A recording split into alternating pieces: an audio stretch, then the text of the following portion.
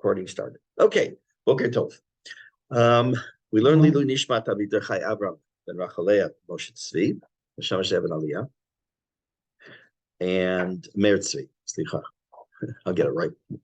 It's only said it 100,000 times, you know. In addition to that, I also want to say we're learning today for the Refuah Shlema of Noah Bat Shimrit, who has made B'liyayin Hara an unbelievable jump in her recovery from being a week ago in Tipul Nimratz in ICU to walking today. Wow. Yeah, I just read a few minutes ago, read the update, and Baruch Hashem, it should continue, and she should have a complete Refuah Shlema. Okay, let me do this, see if this will work. This is the theme for today.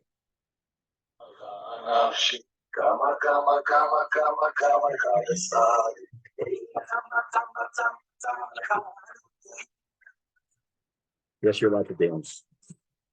Okay, that song based on the word "Sama lecha nafshi," that the Shema thirsts for you, is going to be part of today's theme. As I was reading through and preparing, that's the first thing that this song came to my mind. So that's why I decided to play it. We're on page 116 in the booklet, the little copy, and we're in the middle of Parak Yud Tet, chapter 19, where it starts with the words "Undaber ata me'inyan ha'ahava." We're now going to start talking about the concept of love. Now, if I'm going to read one sentence, and I'm going to ask your opinion on something or your thoughts on something. Undaber ata me'inyan ha'ahava. He's going to speak now about the topic of love. We've talked about Yirat Hashem. He's now going to talk about Ahavat Hashem. It breaks down to three subcategories, and they are as follows. Hasimcha, we'll use the word joy. Hadveikut, the concept of cleaving or clinging to God. And kin'ah. Kin'ah doesn't mean jealousy, it means zealous, being zealous for God. And we'll see all these, what they mean. Say again? Pinchas, exactly. Pinchas is the quintessential concept of a kanai. Today it's more of a negative and derogatory term. We call someone a kanai, which we'll talk about when we get to it, but probably will not be, for sure not be today. Hopefully next week, Bezrat Hashem. Okay, so here's, when we started this book a year and a half ago, a little more, I guess now. Wow. No? A year and a half? One of the classic lines that's quoted all over when people speak, when they teach, they quote the Mesilat Yesharim that Ramchal will say, "I'm not here to teach you anything you don't know." Most of us, without the details, could have written this book, when you think about it. For real, I don't mean with the details and quoting the psukim, but the general concept of what it means to be closer to Hashem, to cleave to God, to have Yirat Hashem, to be naki, to be taho. At least in general, you could have come up with these ideas. There's nothing here he hasn't really told us that we don't instinctively know. Maybe a little deeper, more expanded an idea, but the general concept. And I'm going to prove it now. Okay, the topic here is about ahava. So here's my question. Under what conditions do you think, I want brief answers, please. Under what conditions do you think that your ahavat Hashem would be most pronounced, would come out the most? Under what kind of situation? Yes. Stress. What else? Anybody else? Relief. Good. Anything else? Celebration. Any other thoughts from the massive audience today? Don't everyone get up at once and yell. So, yes, anything else? Day-to-day living and being grateful, that's good. Okay. Let me change the question. Where does your test of Ahavat Hashem come into play? Now I see a lot of smiles. Okay. When does it really come into play? When you get on a bus. Yes. I understand that. Not Ahava of your fellow man. No, Ahavat Hashem. I'm not saying Ahavat Yisrael. I'm talking Ahavat Hashem right now. But that's my challenge, is Ahavat Yisrael. That wasn't my question. My question is, where is it more challenging to have Ahavat Hashem? When you're standing at the bus stop and it's been 48 minutes. Okay. Excellent. Anything else? Very good. When you're waiting for a bus and it doesn't come, and it's raining, and also a car drives by, doesn't think, and hits a puddle, and you get splashed. Of course, you're on the way to an important thing, and a life-threatening situation. Very good. Okay. That's basically what he's going to say. Okay. That's what I want you to understand. That when we have, you can understand it's easy to have, you want me to lower that? No, because it's right in her eyes. Okay. It's easy to love Hashem, I use that in quotes, when things are going well. It's more difficult when you face challenges. And the more challenging life becomes, sometimes that's more where the Avat Hashem is more challenged to come out. Let's hear what he says. First, he gives us a general idea. What is Ahavah? If I say to you, how do you love your spouse, your child, your parent, your whatever? So each one of us would have a different approach or thought of how it manifests itself. But now he's going to give us a definition, a general working definition for what is Ahavat Hashem.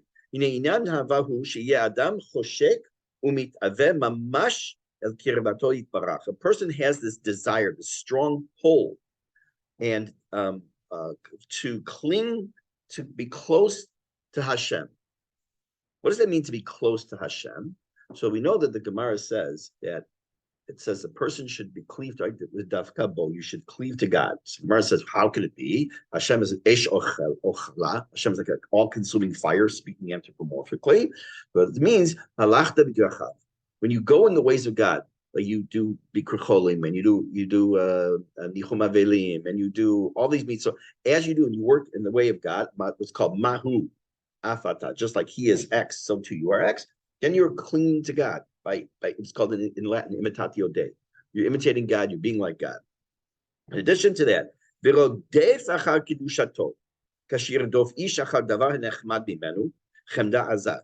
You don't just do the mitzvah.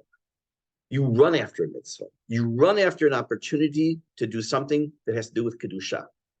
In Al-Chet, for sure in Nusach Ashkenaz, I just don't remember by Adot Mizrach, we have a slightly different. But in the Al-Chet, one of them says, Al-Chet shechatan l'fenecha beritzat raglayim hara, that we ran to do something wrong.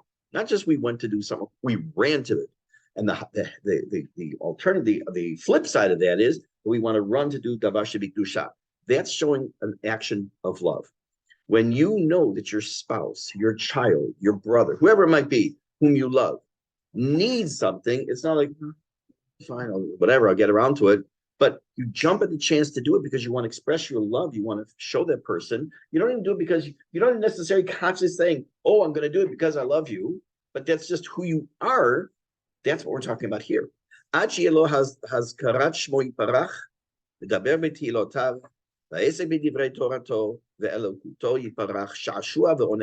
the point, we're just mentioning Hashem's name, speaking of His praise, dealing in His Torah and his godliness is a delight and brings pleasure to you. As a person who mentions, who thinks about the love of his life. Eshet Nurav means the love of the wife of his youth.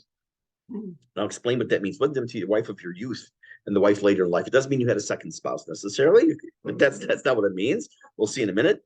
Or his firstborn, his only child. What does that mean? Because when there's the only child at that moment, your complete love is consumed. When you have more than one, you have plenty of love for all your children, but it's then spread among other kids. Ahava chazaka, a very strong love. Even just speaking about them brings you joy. Yes, my baby kept me up all night. Baruch Hashem. As it says the pasuk, when I speak of Him, meaning Hashem, I'll remember Him even more. The more we love something, the more we like something, the more we enjoy something, and the more we speak about it, it brings us more joy. Assume for a moment you have a hobby.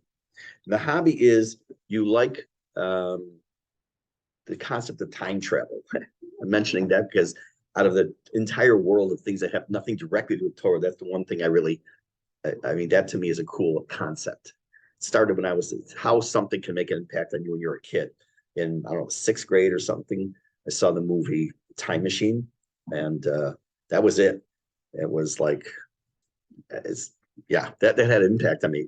It's cool. I mean, the whole idea of time travel, which by the way is theoretically possible, which not only getting in a machine, but which was proved by Einstein, is just cool. So let's say that someone comes on, we're sitting on a bus, and there's two guys are going to talk around the way down to Eilat, and you have a nice long bus ride ahead of us, and start talking. And just happened that he mentioned the concept of time travel. Whoa, my ears are going to perk up. My ears are going to perk up, and I want to talk about that. Obviously, we'll talk about Parshat Shavuot too and Rashi. Yeah. Okay, fine.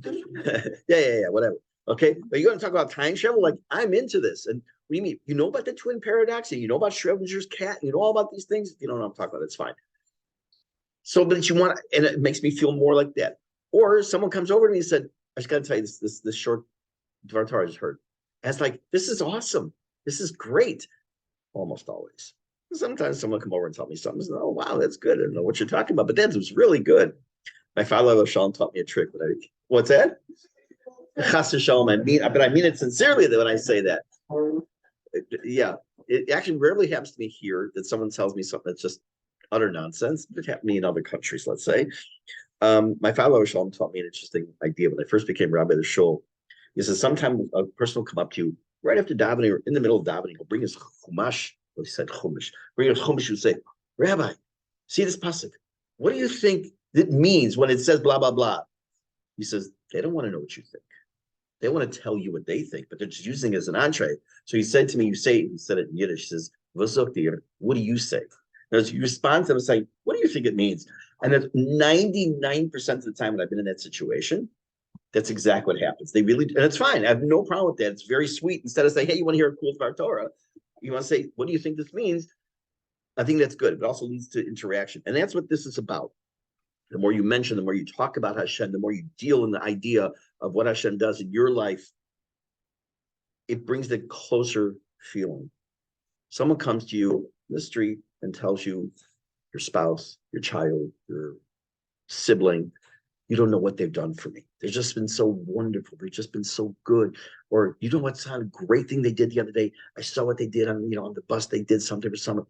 What do you feel when you hear about someone you love has done something that other people have recognized? So again, that enamors you more. It makes you feel closer. So I'm going to explain two things here. Or at least one, I should say. What does it mean? Eshet Nurab, the wife of his youth. When I only have one wife, Baruch Hashem. That's the plan for the next 120 years, minus a little bit, maybe. Okay, the editor just kicked in. Okay, so when a man puts on tefillin in the morning, there are those who have a custom that when they make the windings around the finger, there are psukim that are said, what does it mean, the So the translation means, I will betroth you to me forever. Now, in a marriage, in a wedding, there are two stages. They're usually nowadays separated with the reading of ketubah in between. Though there's no official reason to read the ketubah, that's what centuries of Jews have been doing. They're broken down into two parts: the Erusin, which is like the Harayat Mekudeshetli, and the Nisuin, which is the Sheva Brachot. Those are the two parts of the wedding begadol under the chuppah.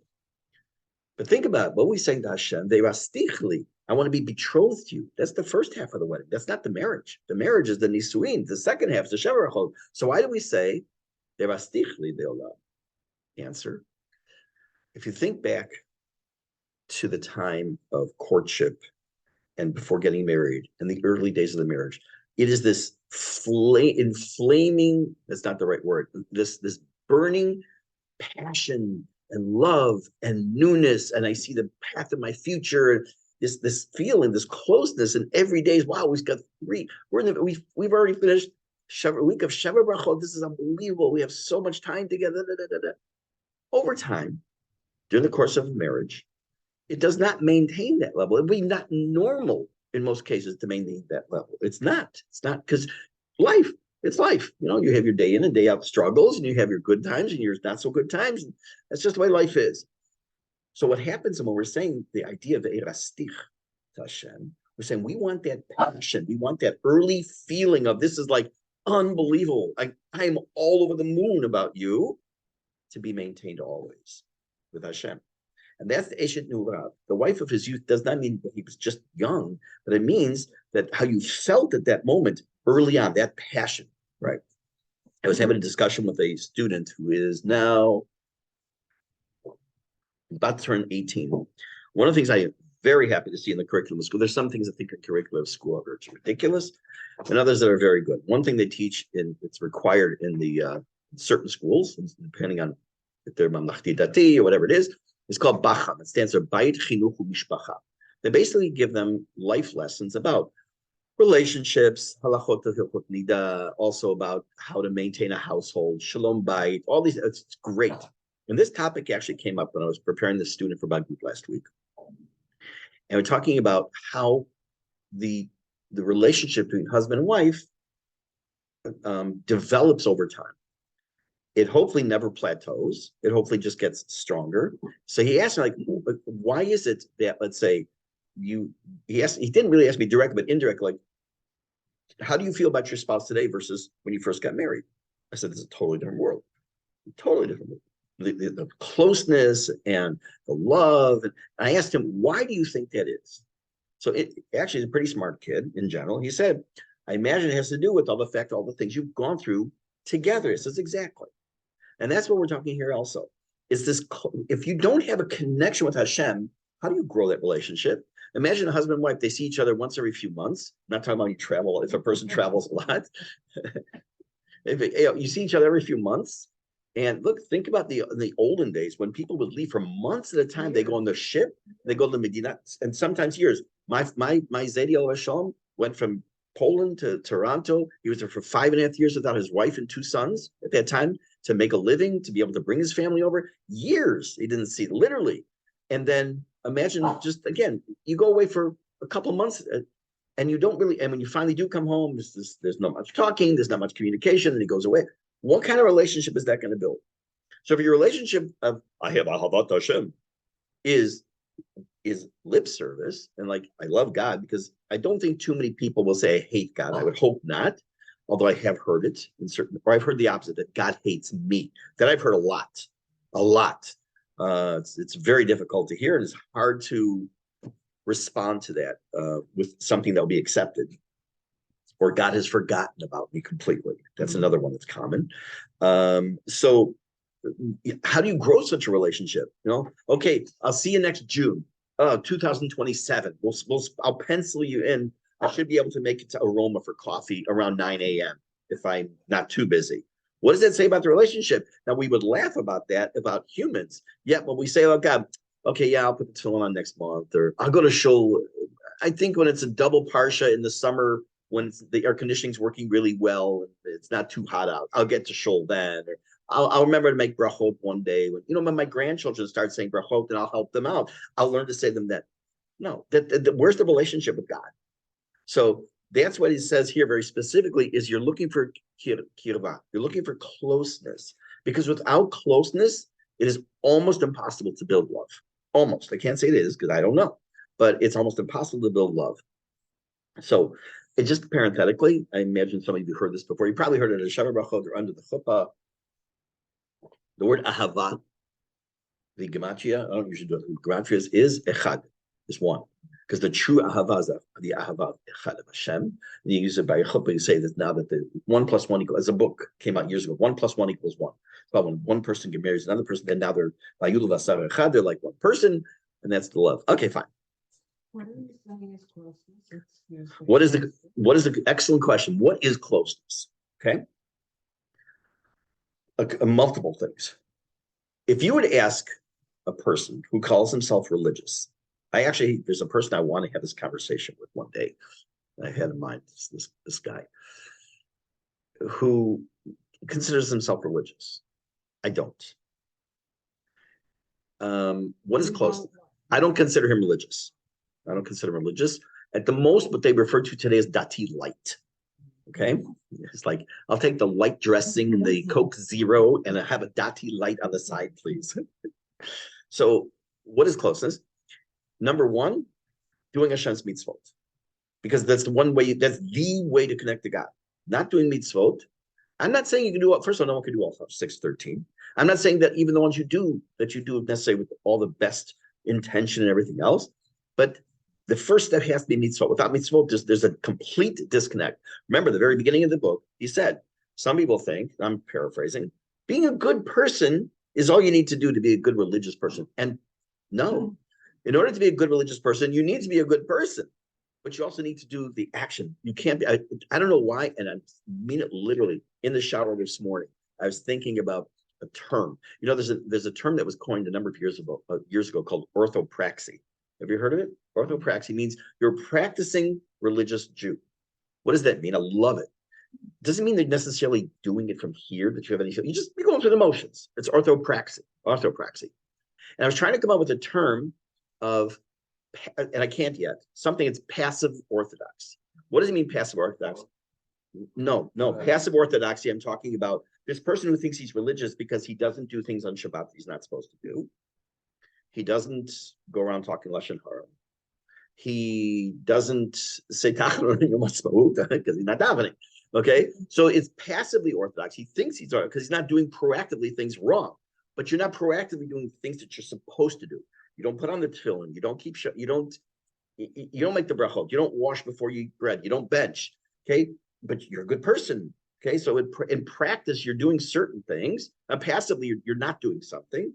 You're not killing somebody, right? You're not speaking Lashon. But there's something, a big deal missing. So the short answer to your question is, number one, doing mitzvot. That's a connection.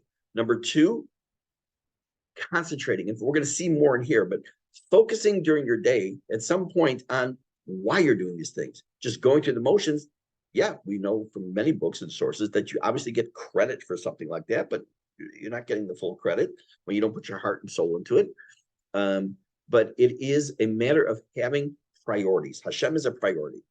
Example, someone comes from Chutz La'aretz and they come to Israel, and it doesn't make a difference if they came to Israel or they came to Arizona. To them, it's just a visit, right?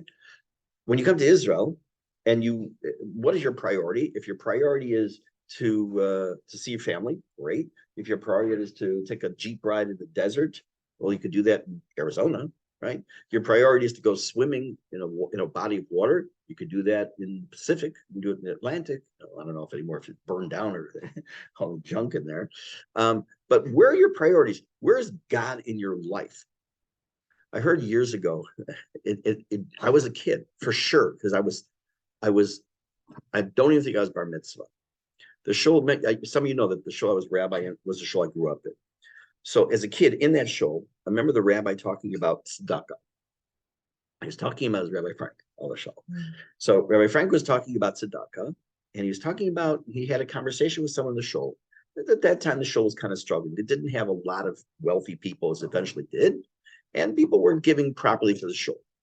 And he asked one of the congregants, like, why are you don't giving to the shul? He said, well, Rabbi, if I give to the school, and I give to the art museum, and I give to the public library, the shul's priority is very low on my list of priorities. He was being very honest. And I like when someone's honest with me.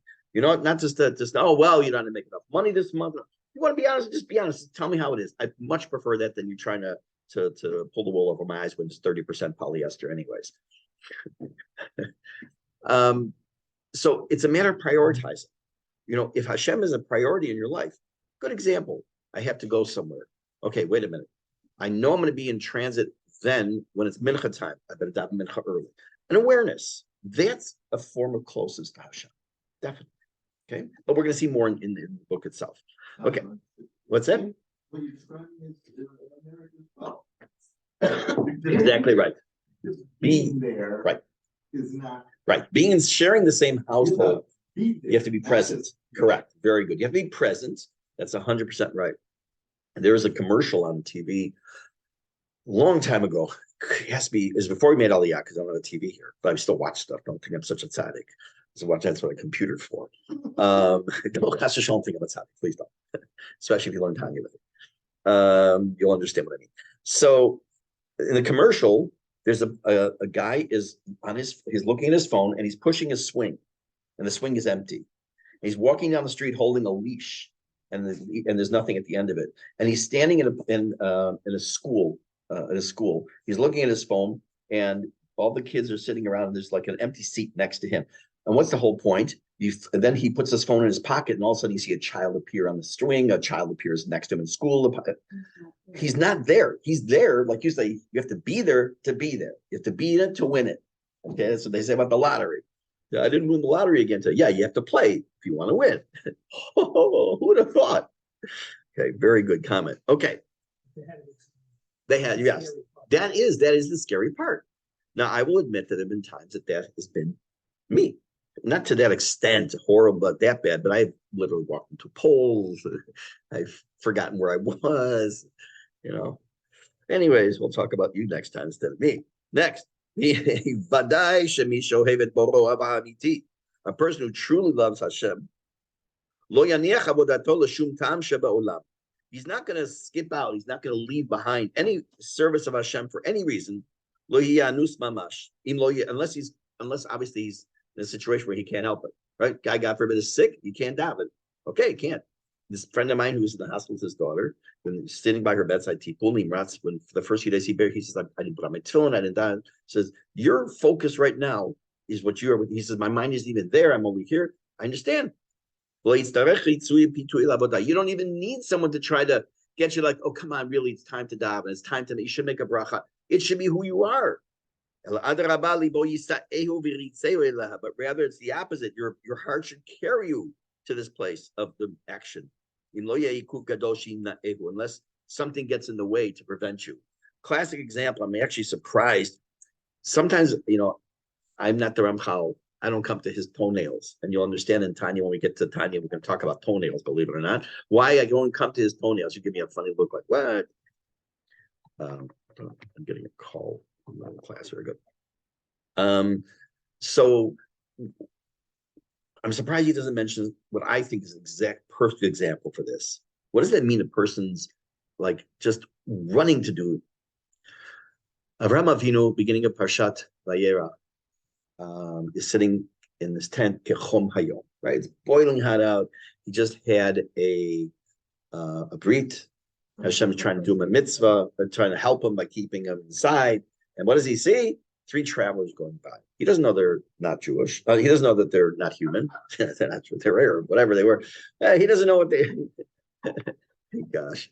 Anyways, hey, good morning. My name is Hashem. I'll be your whatever.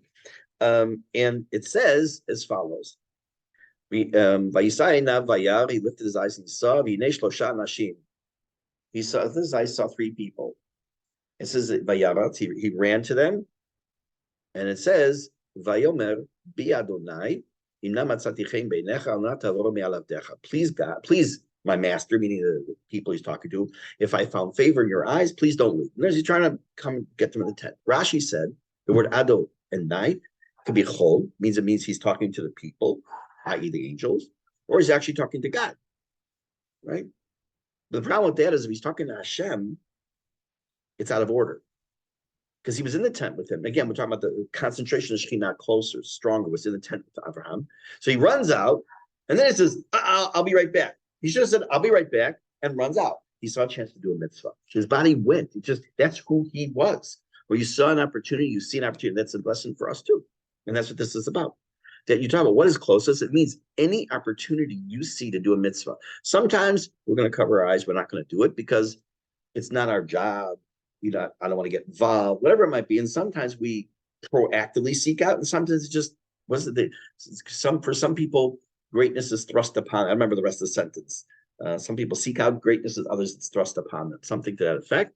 And sometimes it is. You find yourself in a situation where you really need to do something, and you need to do it. That's what this is also. This is the level which the Hasidim Arishonim, the true holy people, reached. And as David HaMelech said, just like a heart, H-A-R-T, yearns for water,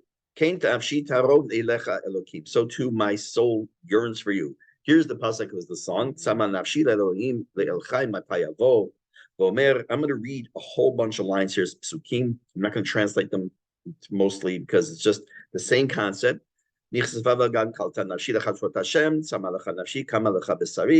That's the song. All this came out of the power, the strength of his desire to serve God and be closer to God. And like what he says in Navi, Yeshayahu, Shimcha zichacha tavat nafesh, ואומר נפשי הביתיך בלילה אפרוכי בקרבי אשחריך, ודוד עצמו אמר, David himself said, אם זכרתיך יצועי, והשמורות אגע בך, באר העונג והשעשוע שהיה לו, ודברו בו בשבחיו, וברך שמו, ואמר ושתעשע במצוותיך אשר אהבתי, ואמר גם מעדותיך שעשועי. All these psukim, and many more, all point to the same idea. This yearning, this desire, this thirst to serve Hashem. Yeshayahu says, Hoi kol sameh v'chulamai. He who is thirsty should come and drink water.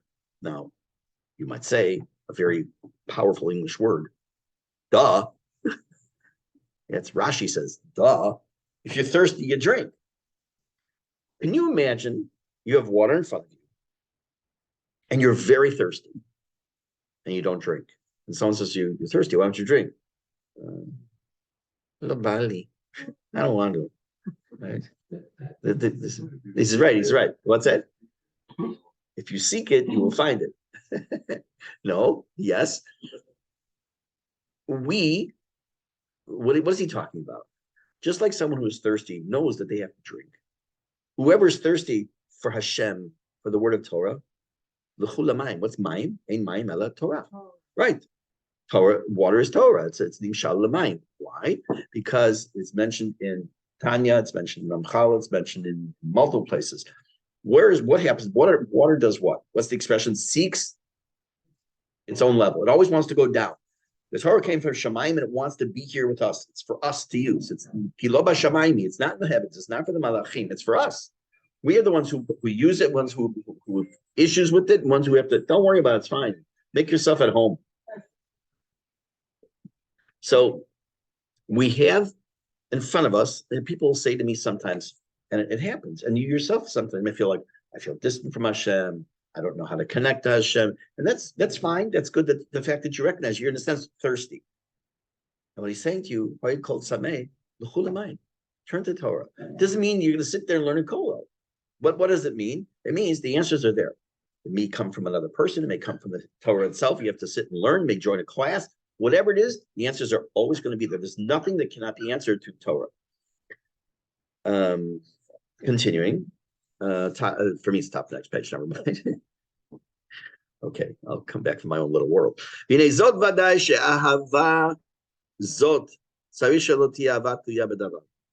cannot be a love of God that's dependent on something. He says, "Dahainu, you know what, God? Look, I'm healthy. I have income, and things are going well. You know what? I love you for that." That's easy. That's not it's love that depends on something. Rather, more like a child to a parent. Mamash. It's natural. Except when they're teenagers, it's like, what have you done for me lately? Other than those years, I really didn't go through too much of that, thank God, my kids. It's innate. And it almost kind of, in a sense, forces this child to love this parent. This is where I started the class. Where is the true test for this love of Hashem? When things are tough. When things are tough, that's when you separate the men from the boys, as they say.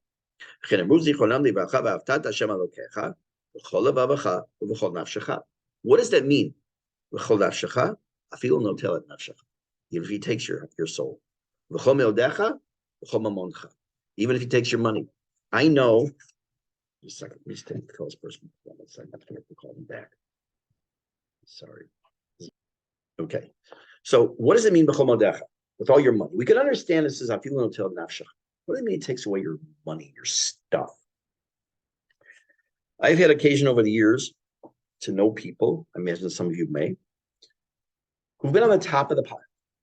They were, everyone gave them the kavod because they had the money. There's an expression, balha mea balha dea.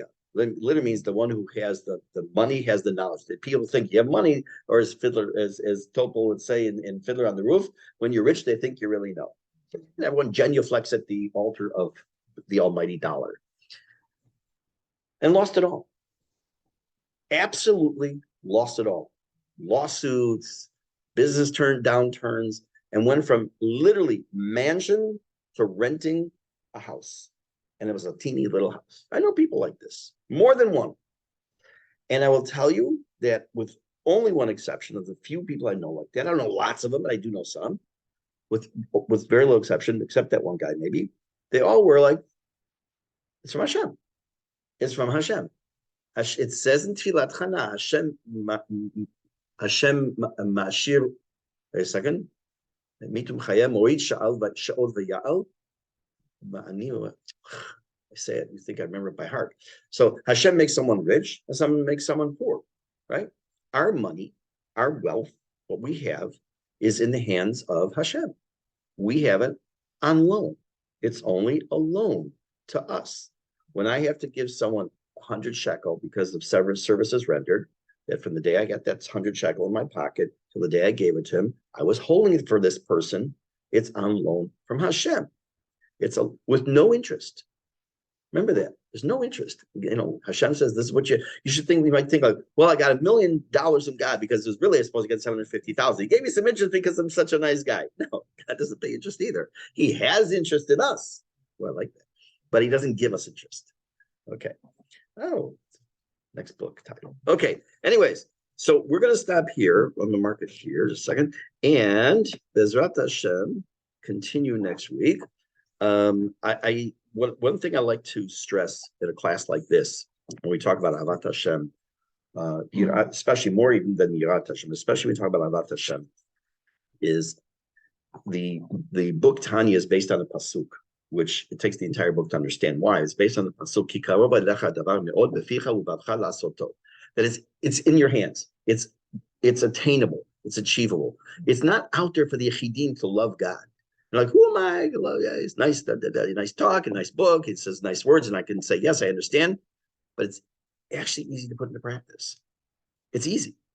It can be done. If it were not achievable, the Torah would never say, that it's exceedingly possible to achieve this closeness to Hashem, the love of God, and to His mitzvot. Have a wonderful day. See you next week. Bezrat Hashem.